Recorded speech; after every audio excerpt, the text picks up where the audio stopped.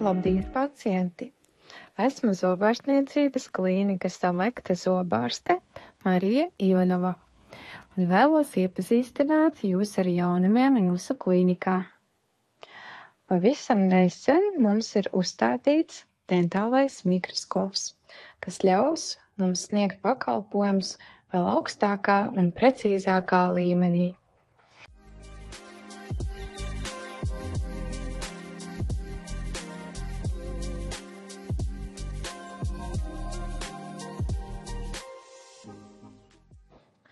Dentālais mikroskops ikdienā mūsu klīnikā tiek izmantots dažādās manipulācijās, kā piemēram zobu sapņu kanālu ārstēšanā, pārārstēšanā, zobu plombēšanā, ķirurģijā, kā arī protezēšanā.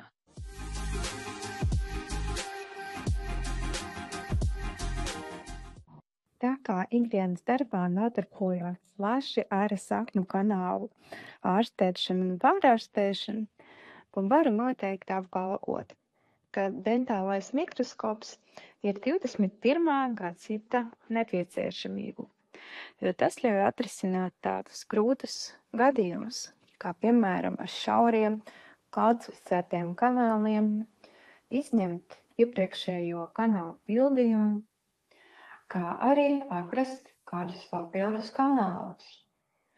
Pierakstieties uz vizīti klīnikā Selekta, ja arī jums ir nepieciešama ārstēšana ar dentālo mikroskopu.